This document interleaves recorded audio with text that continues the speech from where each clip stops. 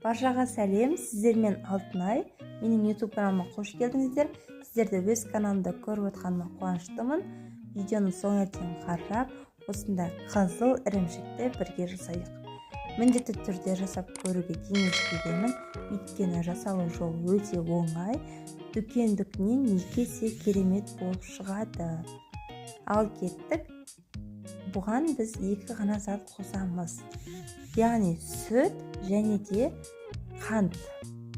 2 заттан осындай керемет ірімшікті жасап шығамыз. Егер сіздерде қолдың сүті болса, тіптен керемет болып шығады.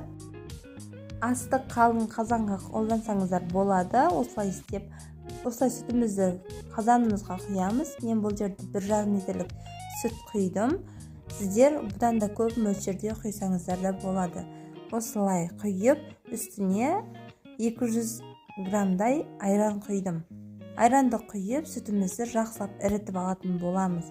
Сүтіміз іріген кезде өзі білінеді, сары сулары бөлек және де іріген сүт бөлек болып. Егер сіздердің сүттеріңіз ірімей жатса, үстіне тағы да айран құйып жіберіңіздер. 50-60 грамдай. Жақсылап қозғаймыз, осылай 2-ге бөлінеді. Сары суы бөлек, іріген сүті бөлек болып шығады. Осылай жақсылап кемінде 2 сағатқа қайнатамыз. Астын баяу отқа қойып қоясыздар.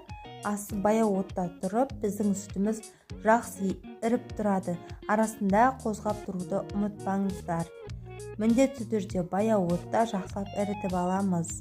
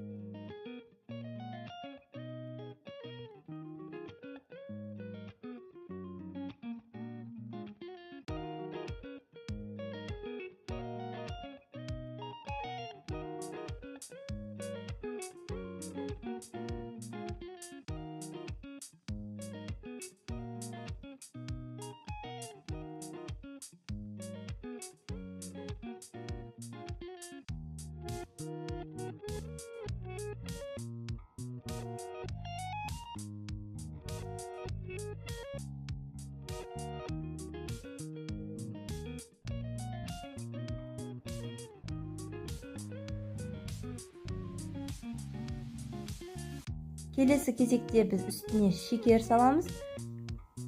Көбірек салсаңыздар тәтті болады. Егер сіздер тәтті болмасын десеңіздер, аздау салсаңыздар болады. Осылай тағы да 15-20 минуттың ішінде ол біздің сүтіміздің, яғни іріген сүтіміз осылай қып-қызыл болып іріп шығады. Түсі осылай қызыл түске енгеннен кейін астын өшіріп, осылай сүзгішпен сүзіп аламыз.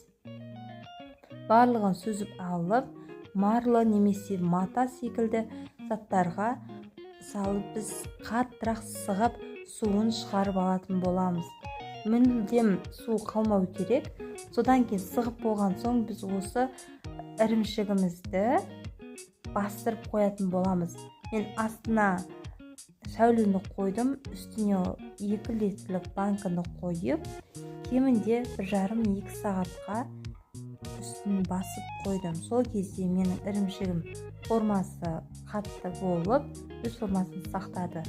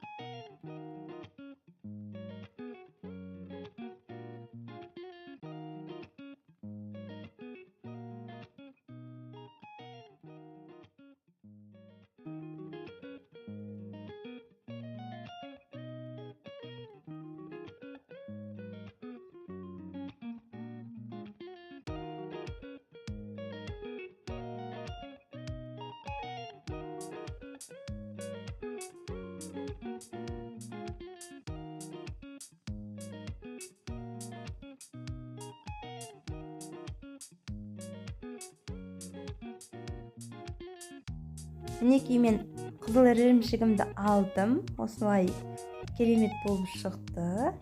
Қараңыздар, өте керемет болып шығады екен. Дәмі өте дәмді, күшті болып шықты. Сіздерге жасап көруге міндетті түрде кеңес берер едім. Өйткені өте дәмді болып шығады. Дүкендікінен есе керемет. Сіздер де жасап көріңіздер. Егер де рецепт ұнаса, достарыңызбен, құрбыларыңызбен бөлісіп отырыңыздар.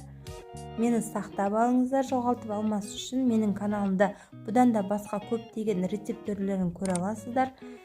Ірімшік жасау, және де творог жасау, пирог жасау, торт жасау, және де тамақтың, салаттың түрлерін көре аласыздар.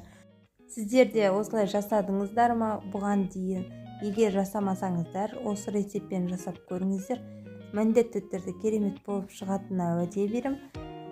Егер де ұнаса, лайк, комментария басып, пікіріңізді қалдырыңыз. Назарларыңызға рахмет. Сіздермен болған Алтынай.